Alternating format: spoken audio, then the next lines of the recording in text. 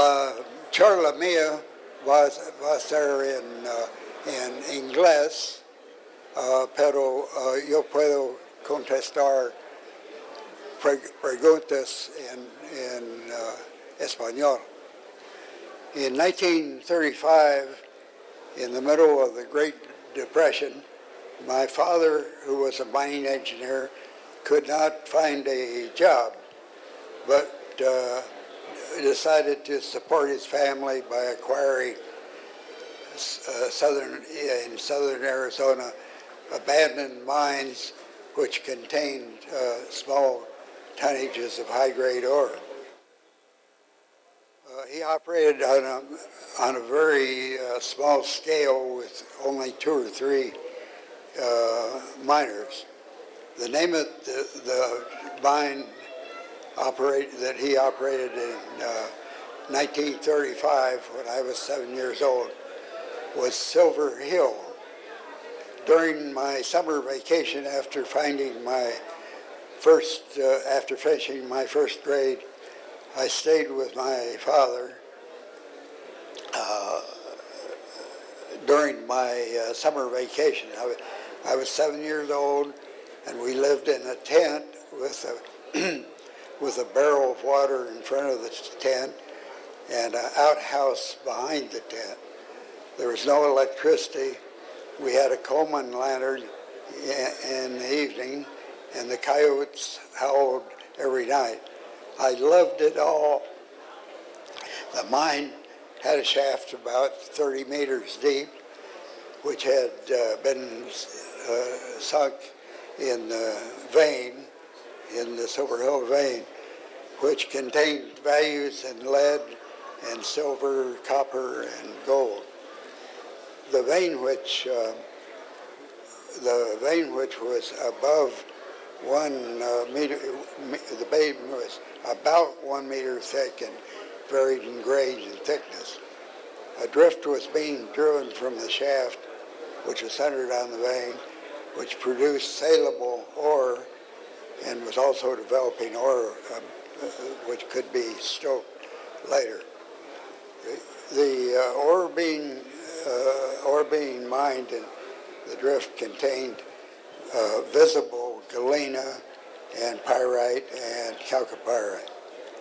The blast holes were drilled by hand, most usually with a 4-pound hammer. After I was at Silver Hill for about 2 weeks, 2 important things happened.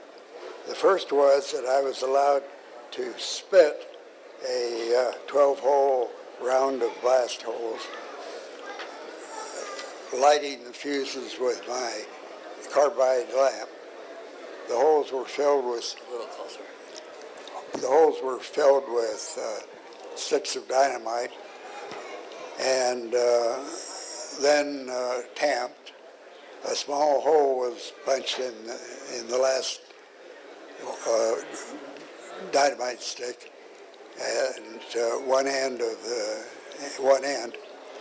The detonator was crimped on a long fuse and then put in the small hole in the last stick. 6 fuses represented the core of the blast, which were gathered together to blast out a central block. This has been done millions of times, I guess, in the mine.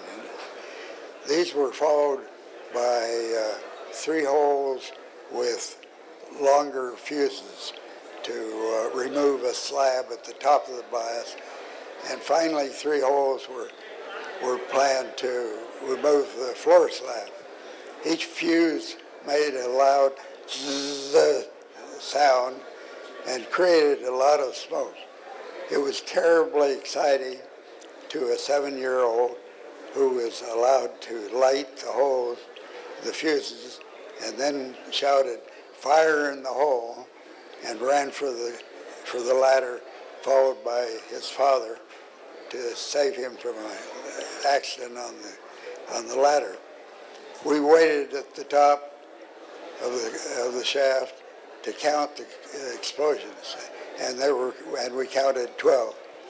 My second great experience was that my father invited me to be the unpaid ore sorter of the rock, which was coming out of the mine.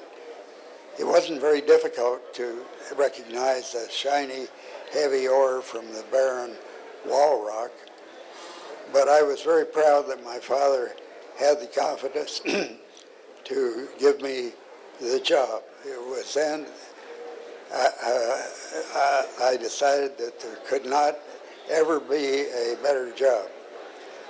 I decided also to become a mining engineer and haven't changed my mind since.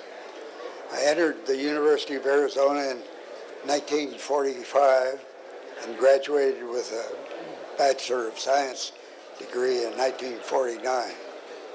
I supported myself with various small jobs and worked every summer vacation in mines during the 3 vacations. The third was as an engineer in a small mine in the Sierra Madres in Mexico. I married Edith Sykes before the end of the 3rd year. Edith graduated in 1948 and was able to get a good university job, which helped a great deal with our finances. Later, we were still married with 3 children, Susan, William, and Douglas. When I graduated, I got a job with ASARCO at the Buenachera mine in the Santa Eulalia unit.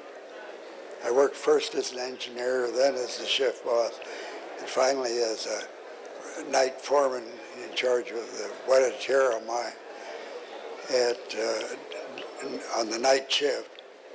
About 2 years of working in a deep, hot, dangerous mine with a low salary, I found I resigned from ASARCO and returned to Arizona, where I was hired by the Atomic Energy Commission as a field geologist looking for uranium in the Colorado Plateau. I had decided after graduation that I preferred mineral exploration to mining. My starting pay was twice at my previous job, and I received 3 promotions during the 3 years I worked for the Atomic Energy Commission. We lived in a house trailer most of the time. Myself, Edith, Susie, our daughter, and Spook, our Springer Spaniel. I enjoyed this job very much, but realized that if I had to make my way as an explorationist in the future, I needed to know more geology. Professor Edwin McKee from the University of Arizona advised me to do my graduate work at Stanford University. I applied to Stanford and was accepted with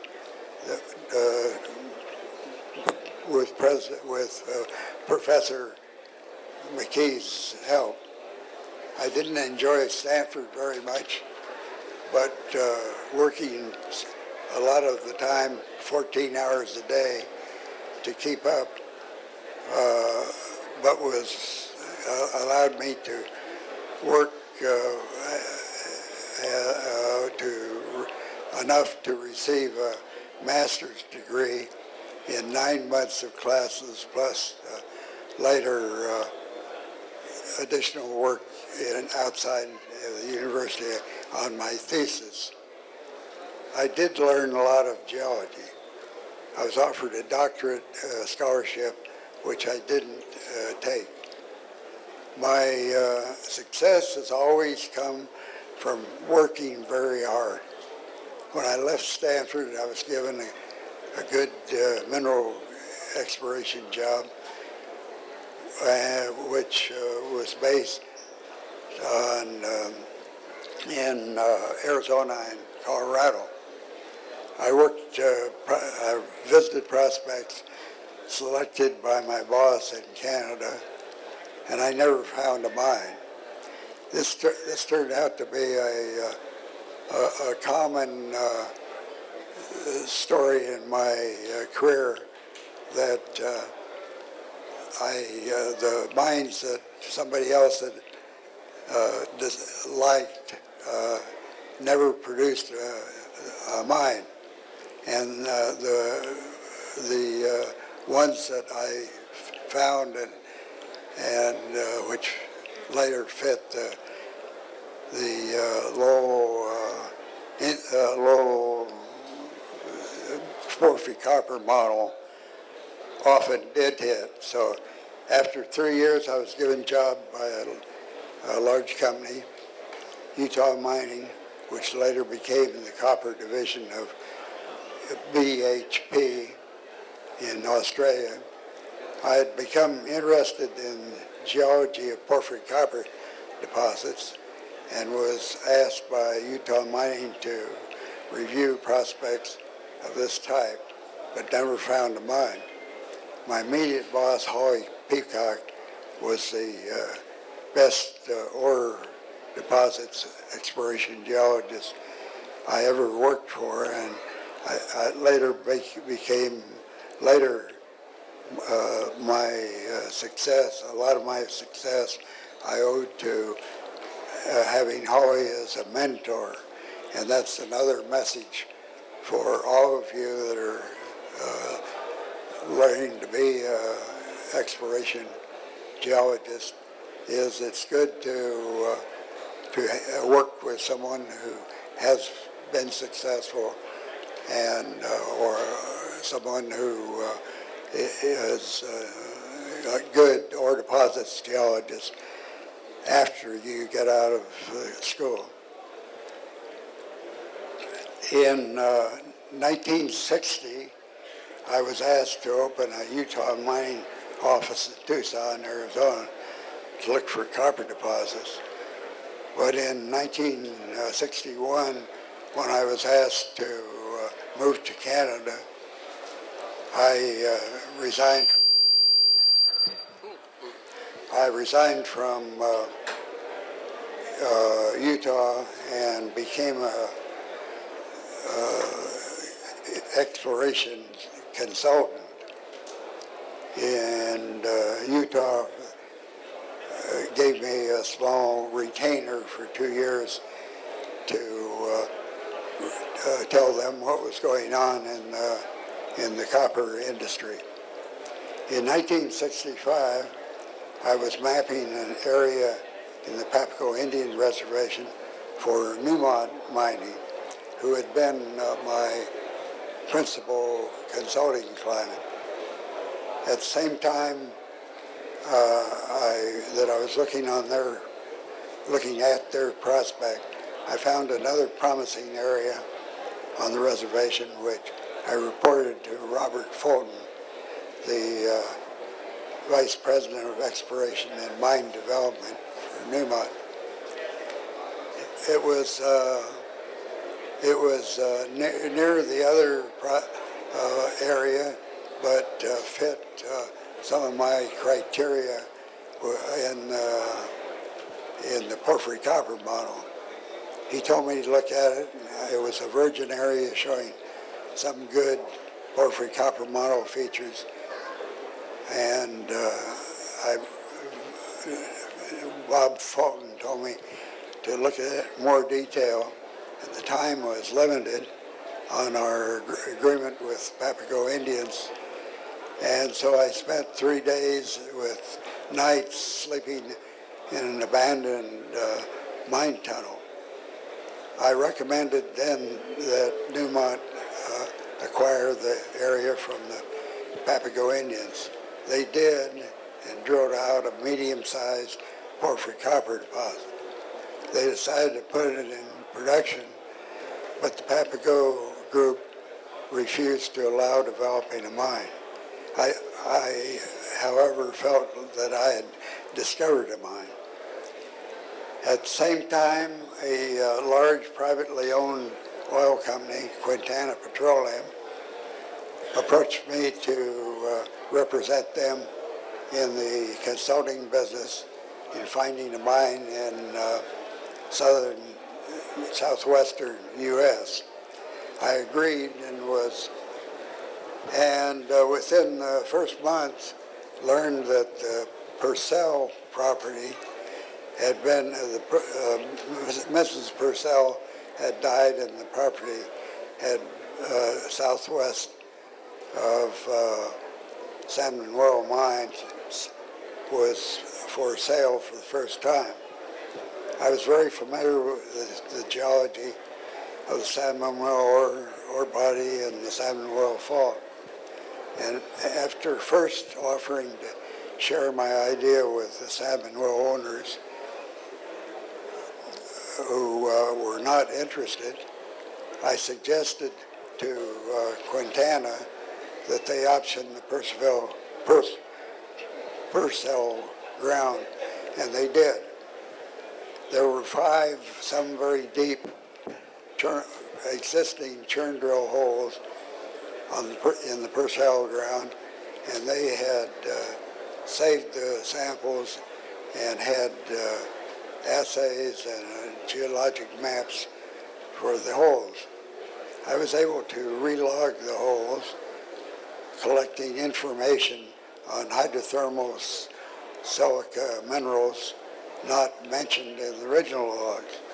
I also mapped 3 small surface outcrops, and together made a good picture of concentric alteration, beginning with an outer chlorite epidote zone surrounding a quartz sericite zone, which could be expected to surround a covered quartz sericite, chalcopyrite, pyrite deposit as it did at San Manuel. But neither the churn drill holes nor the outcrops had cut copper mineralization on the Purcell ground.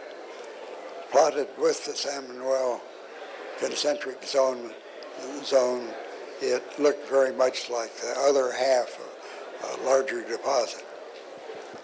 Using published San Manuel data, I was able to put the pierce points of surface holes where they intersected the San Manuel fault together in a map, and then contouring the map showed a central parallel grooves part of the pointing that the deposit would be in the Purcell ground. At that point, we thought we knew without drawing almost exactly where the faulted segment of the ore body was. Our first drill hole had a long ore intercept, and 24 of the 25 holes drilled were ore holes. Okay. After the holes had been drilled, I got together with John Gilbert, who was ore deposits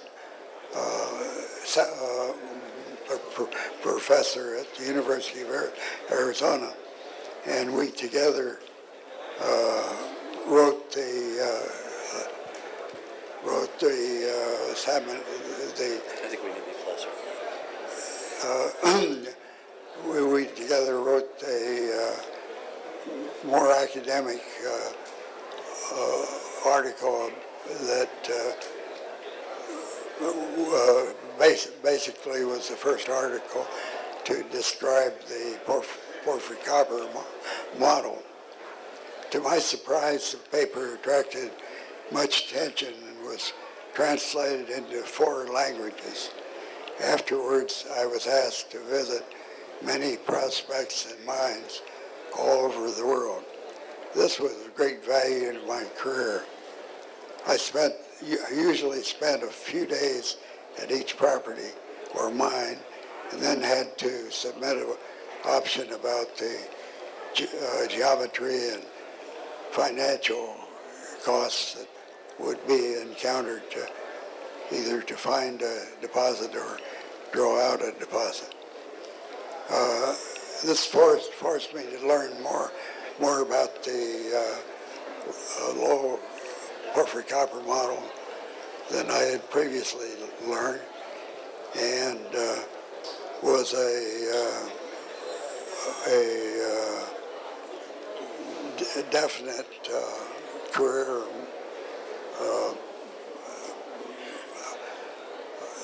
source of a career understanding. Each consulting job was like a university short course. The porphyry copper models have resulted in many mine discoveries by others and a number of discoveries by myself. I had found by that time and trial and error prospects on that. One, to succeed in mineral exploration, you must be good at being wrong and be resolute in drawing holes which probably won't find ore, but will help you in other drawing find ore. And the second was try to work in a situation where you are your own boss. If you have an idea where to look. I've been able to do this, and in almost every one of the 15 discoveries which I planned or controlled exploration of, don't get very much attention to what other people think about geology. An example is one that Don Alberto mentioned, the Salmon Row deposit, which we held, was held by 5 other companies previously who never drilled a hole. And our drilling indicated that it was very large, and it later became the largest copper deposit in the world. I've seen the same thing happen a number of times, and so I don't think if you have a new idea that you need to worry about the previous drawing which has been done. The next discovery was, there were 2 discoveries at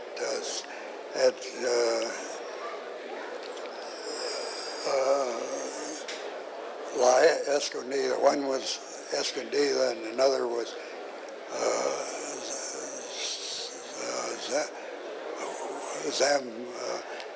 Zamboral, about 6 kilometers away. I'm not saying that name correctly, but it's also a big mine. The next discovery was in Argentina in 1969. Kaiser Aluminum had an automobile assembly plant in Argentina and asked me to find a large copper deposit. I found the Bajo Alumbrera, which looked as though it would develop into a mine, but it had been identified but not explored by Argentine University. But I was able to make a good deal,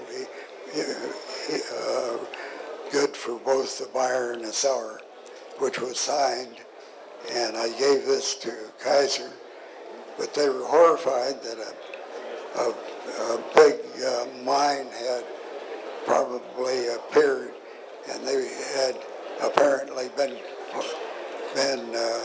attracted to the idea of running a search for a big copper deposit but didn't want to develop one. So Bauer Alhambra, I believe, is now the largest mine of any kind in Argentina.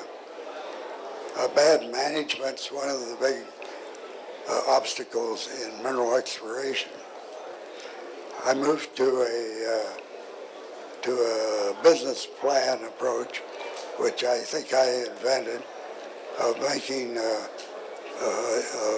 planning exploration project and in advance and offering to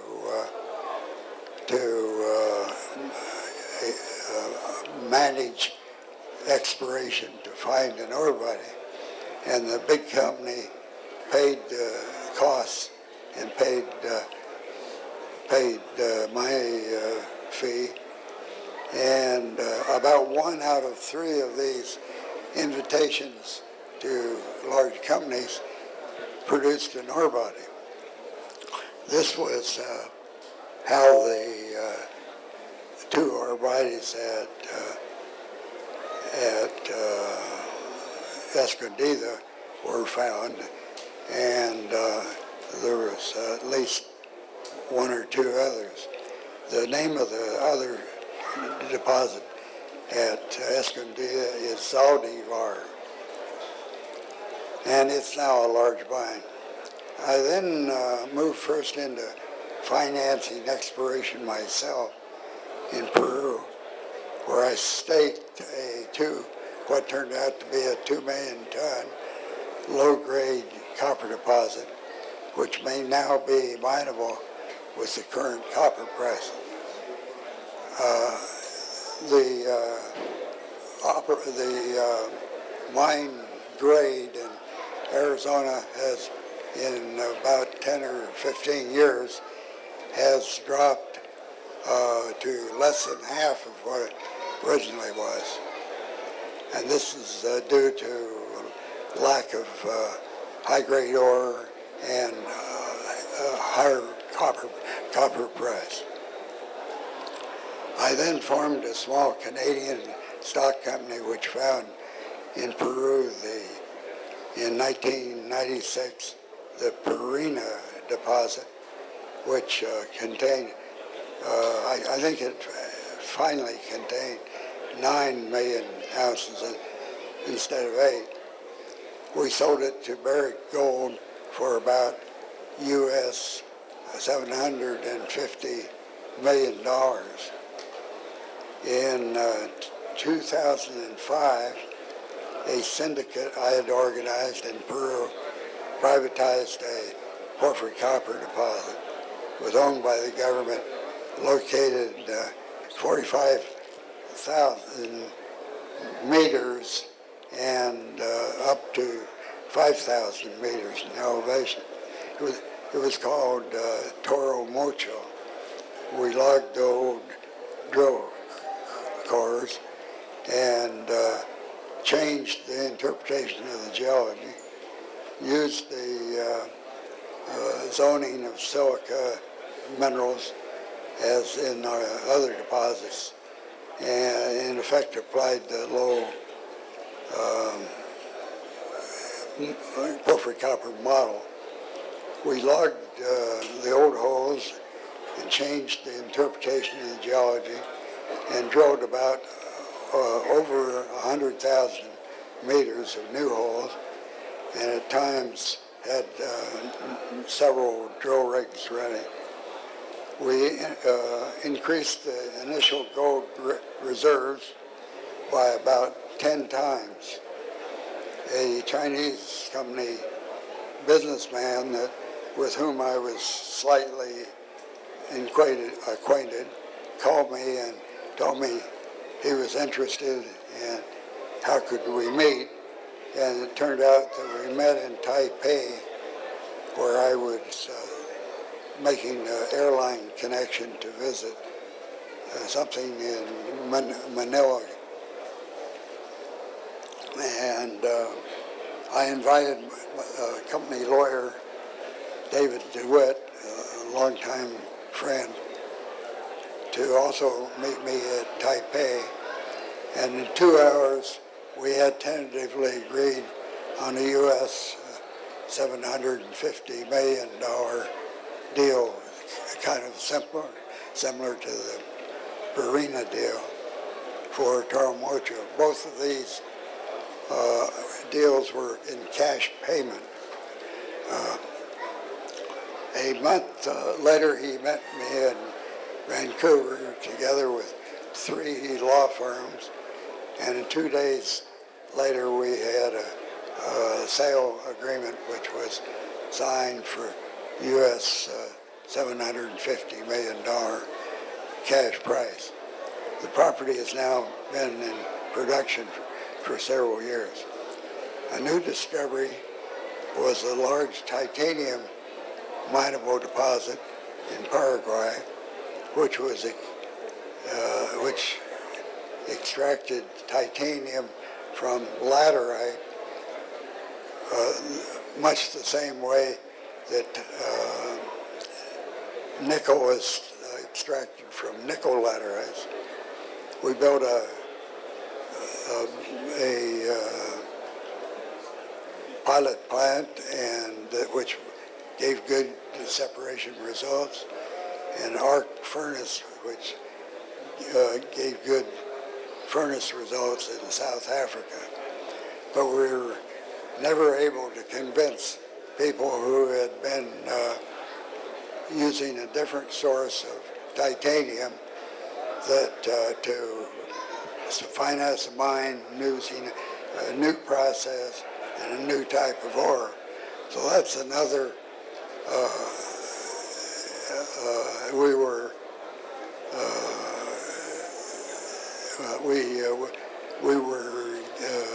unsuccessful in doing this, even though it was looked like a good investment. People hate to change their ideas. The next, in Ecuador, I had taken over ground originally acquired by Billiton. Billiton, like Newmont, was a company that I had worked with a number of times. Billiton is now BHP. Billiton is merged with BHP. But at that time it was separated. And I found 2 mineable deposits. The first deposit, Warrense, contains a ore body that was never drilled out and could be double or 4 times the present reserves. We calculated 90 million tons of about 0.9% copper equivalent, or more than 200 million tons of about 0.7 copper equivalent. And it appears that work will begin there after not so close, after a 3-year interval. Let me do this again. It will stop there. Development will start there again this year after a 10-year delay caused by the local indigenous people. The second deposit, Mirador, contains several 100 million tons of copper gold ore, which is viable, and it will be developed as an open pit and will go into production very soon. I have skipped over the majority of my several deposits that I feel were owned by others, but in production because I made the critical decisions.